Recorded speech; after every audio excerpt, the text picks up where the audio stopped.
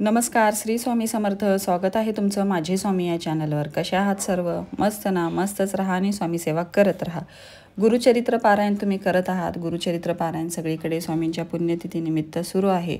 तर सगळ्यांची इच्छा असते की आपल्याकडून काही चुका होऊ नयेत, आपल्याकडून चांगल्या पद्धतीने चांगल्या रीतीने गुरुचरित्र पारायण पार पडावं आणि स्वामींनी ते मान्य करून त्यांचा आशीर्वाद आपल्यावर राहावा. अशा प्रकारे सगळ्यांच्या मनात इच्छा असते की आपण जे पारायण करतोय, एवढ्या तळमळीने आपण पारायण करतोय, तर काही चुका आपल्याकडून, कुठल्याही प्रकारच्या चुका आपल्या हातून घडू नये. तर प्रत्येकाच्या मनात अशी गोष्ट येणे स्वाभाविकच आहे. आपण एखादी मनात इच्छा धरून, समजा कुणी स्वामींची सेवा म्हणून पारायण करत असतो, तर त्यामध्ये काहीतरी आपल्या हातून चूक झाली तर ते खूप आपल्याला वाईट वाटतं. आपण मुद्दाम म्हणून करत नाही, पण एखाद्या वेळी न कळत आपल्याकडून काही ना काहीतरी चुका होत असतात. तर त्या चुका होऊ नये यासाठी आपण काय केलं पाहिजे? तर गुरुचरित्र पारायण जो व्यक्ती करत असतो, मुळात त्याची चिडचिड ही भरपूर प्रमाणात होत असते. कारण की जी काही नकारात्मक शक्ती आहे, तर ते आपल्याला ते करण्यासाठी रोखत असतात, थांबवत असतात. तर त्यामुळे आपली चिडचिड होत असते आणि आपलं रोजचं जे कामाचं रुटीन असतं, तर त्यामध्ये आपण पारायणाला बसल्यावर ते रुटीन पण थोडंसं विस्कळतं. तर त्यामुळे थोडीशी चिडचिड आपली होऊ शकते आणि जी काही नकारात्मक ऊर्जा असते आपल्या घरामध्ये किंवा आपल्या भोवताली, ती ऊर्जा पण आपल्याला त्रास देण्याचा प्रयत्न करत असते. तर त्यामुळेच आपण ह्या 7 दिवसामध्ये एकदम शांत राहायचं आहे, सात्विक अन्न घ्यायचं आहे आणि एकदम शांत राहायचं आहे. नामस्मरण दिवसभर आपण जर केलं तर ह्या कुठल्या गोष्टी आपल्याकडून होणार नाही, चिडचिड होणार नाही. दिवसभर तुम्ही स्वामींचं नामस्मरण करा किंवा दिगंबरा दिगंबरा श्रीपाद वल्लभ दिगंबरा या मंत्राचा तुम्ही जप करा. दिवसभर ते नामस्मरण करा किंवा एखादे स्तोत्र लावा, एखादी गाणी लावा घरामध्ये. त्याकडे दिवसभर तुम्ही देवाच्या नामस्मरणामध्ये कसं राहाल ह्याकडे तुम्ही जास्तीत जास्त लक्ष द्या. संध्याकाळची जी काही सेवा आहे ती सेवा करा. हे 7 दिवस पूर्णपणे सेवेसाठी आपले आहेत असा विचार करून 7 दिवस जास्तीत जास्त सेवा करायची. हे 7 दिवस पूर्णपणे स्वामींसाठी झोकून द्यायचे आहेत. या 7 दिवसामध्ये जेवढी होईल तेवढी सेवा आणि तेवढं नामस्मरण ह्या सेवेमध्ये करायचं आहे. एवढी सेवा ही तळमळीने झाली पाहिजे की आपण जे मागतोय आणि ज्यासाठी आपण हे पारायण करतोय ते स्वामींनी आपल्याला दिलंच पाहिजे. एवढी तळमळ ह्या पारायणामध्ये आपली असली पाहिजे. सकाळी लवकर उठून जर आपण पारायणाला बसलो तर आपल्याला कुठल्याही प्रकारची अडचण येत नाही. पहाटे जर आपण पारायणाची वेळ निवडली तर खूपच छान असतं, कारण की सगळीकडे शांतता असते, काही कामाची गडबड नसते. तर पहाटेच्या वेळी आपण जर पारायण केलं तर ते उत्तमरित्या आपलं पारायण पार पडतं. त्यावेळी कुठलीही गडबड होत नाही किंवा घरामध्ये काही दंगा म्हणा किंवा काही ना काहीतरी सुरू असतं, आपलं घरातली कामं वगैरे असतात, तर त्याचाही दंगा घरामध्ये होत नाही. त्यामुळे पहाटेची वेळ तुम्ही निवडा पारायणासाठी. जर नाहीच जमत असेल तुम्हाला पहाटे, तर तुम्ही नंतर 12 ते 1 ही वेळ सोडून कधीही तुम्ही पारायणाला बसू शकता. गुरुचरित्र वाचन करत असताना आपल्याला त्यामध्ये आपण एकरूप झालो पाहिजे. जे काही आपण वाचतोय ते चित्र आपल्या समोर आलं पाहिजे, तरच त्या वाचनामध्ये आपलं लक्ष लागतं. मी मागंही एक व्हिडिओ केला होता की गुरुचरित्र जे कोणी वाचणार आहे त्यांनी अगोदर गुरुचरित्र समजून घ्या की काय अध्याय आहे, काय त्यामध्ये स्वामींनी लीला केलेल्या आहेत, कशा प्रकारे हे अध्याय आहेत आणि काय त्यांचा अर्थ आहे, काय त्यांचा बोध आहे, हे तुम्ही पहिल्यांदा समजून घ्या. मोबाईलवर तुम्ही जर लावला तर त्याचे मराठीमध्ये पण तुम्हाला येऊ शकतात किंवा कथामृत म्हणून एक आहे, कथासार म्हणून, गुरुचरित्र कथासार म्हणून एक ग्रंथ आहे गुरुचरित्राचं. तर ते आणून तुम्ही वाचून पहिल्यांदा ते पूर्णपणे वाचून काढा आणि मग गुरुचरित्राला बसा.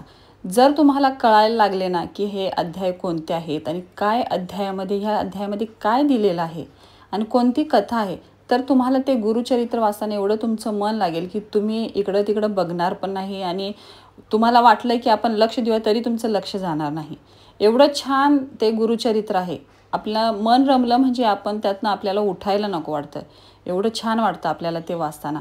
पण ज्यांना हे थोडंफार संस्कृतमध्ये असतं, थोडंफार त्यांना कळत नाही, तर त्यांचं अजिबात मन लागत नाही. त्यांचं मन लागण्याचं कारण हेच असतं की ते आपण काय वाचतो हेच आपल्याला कळत नसतं. त्यामुळे रोज आपण जे अध्याय वाचतोय, पहिल्यांदा आपण 1 ते 9 अध्याय वाचतोय, तर आदल्या दिवशी ते 1 ते 9 अध्याय तुम्ही वाचन करून घ्या किंवा मोबाईलवर लावून ऐकून घ्या की काय अध्याय आहेत. काय त्यांची कथा आहे, त्यामध्ये काय अध्याय आहेत ते पूर्णपणे तुम्ही समजून घ्या. मग दुसऱ्या दिवशी तुम्ही जेव्हा पारायणाला बसाल तेव्हा ते अध्याय समोर आल्यावर तुमच्या लक्षात येत जाईल की हे असं आहे, ही लीला अशी केली स्वामींनी, तर ते तुमच्या पूर्णपणे लक्षात येत जाईल. तर आपल्याला काहीच त्यामधलं कळत नाही, मग आपलं त्या वाचनात लक्ष लागत नाही, मग आपलं इकडं तिकडं लक्ष लागतं, आपल्याला झोप यायला लागते, जांभ्या यायला लागतात. जांभ्या येणे, झोप याने ह्याला एक वेगळं पण कारण आहे. आपल्यातली निगेटिव्हिटी पण आपल्याला हे करू देत नाही, हे पण त्याला एक कारण असू शकतं. आपलं त्या वाचनामध्ये लक्ष नसलं तरी आपल्याला असं होऊ शकतं. तर पहिल्यांदा जेव्हा मी पारायण केलं होतं, माझा स्वतःचा अनुभव मी तुम्हाला सांगते.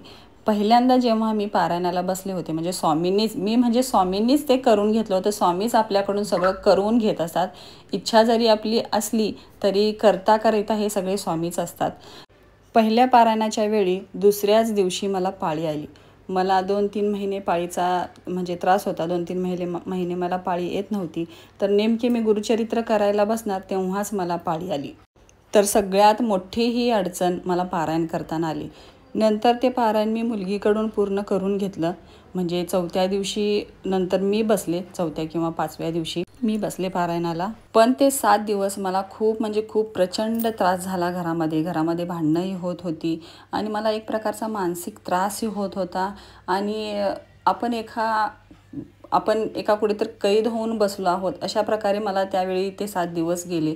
अतिशय त्रास झाला मला त्या 7 दिवसामध्ये. पुढच्या वेळी तर मला भीती वाटत होती आणि माझ्यासोबत माझी मैत्रीणही करत होती, पण तिला काहीच त्रास झाला नाही. मला भरपूर त्रास झाला. तर मी विचार करत होते, ती पण पहिल्यांदा करते तर तिला त्रास का झाला नाही, मलाच एवढा का त्रास होते. दुसऱ्यांदा जेव्हा मी पारायणाला बसले तेव्हा भीतीच वाटत होती की आपल्याला मागच्या वेळी जसं झालं, आपण एक प्रकारे डिप्रेशनमध्येच गेल्यासारखं झालो होतो, ह्यावेळी पण तसंच होणार.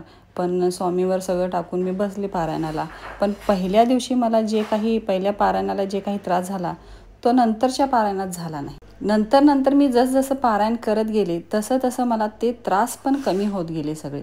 आत्ता जेव्हा मी पारायणाला बसते तर मला काहीसुद्धा त्रास होत नाही. नॉर्मलपणे मला माझी सगळी रुटीन दिवसाची नॉर्मल असते. काहीसुद्धा घरामध्ये त्रास होत नाही किंवा कुठली अडचण येत नाही. तर ही असते स्वामींची लीला. फक्त आपण करायला सुरुवात करायला पाहिजे. जे काही आपण करतोय तर ते करण्यासाठी आपण एक पाऊल पुढे टाकलं पाहिजे.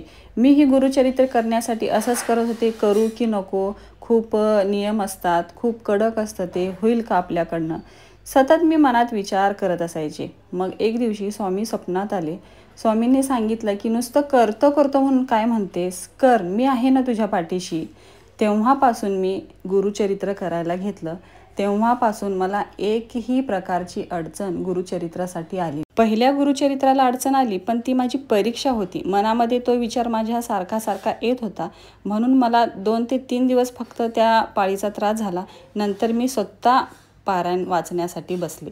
तर ती माझी परीक्षा होती स्वामींनी बघितलेली. कळत न कळत पहिल्यांदा आपण करतोय तर आपल्या हातून चुका होणारच, पण त्यासाठी आपण पारायण करू नये हे योग्य नाही. तर पारायण हे आपण करावं. आपल्याला जसं जमतंय ना तसं तुम्ही करा.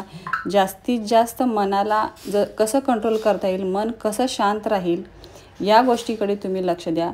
बाकी घरातल्या गोष्टींकडे तुम्ही लक्ष देऊ नका. फक्त स्वामी आणि आपण हे 7 दिवस आपण स्वामींसाठी अर्पण केलेले आहेत. आपण हे 7 दिवस स्वामींना समर्पित आहोत. अशा प्रकारे मनात भावना धरून तुम्ही स्वामींची सेवा करा. बघा, तुम्हाला किती चांगले अनुभव ह्या पारायणात येतील. खूप छान अनुभव स्वामी देतात ह्या पारायणामध्ये. खूप छान अनुभव देतात. आणि असेच काही अनुभव तुम्हाला आले असतील तर ते नक्की मला कमेंटद्वारे शेअर करा, जेणेकरून आणखीन स्वामी भक्त घडतील आणि तेही गुरुचरित्राचं पारायण करतील. कसा वाटला तुम्हाला आजचा व्हिडिओ नक्की कमेंट करा. व्हिडिओ आवडला असेल तर चॅनलला लाईक, शेअर आणि सबस्क्राईब करा. तोपर्यंत सर्वांना श्री स्वामी समर्थ.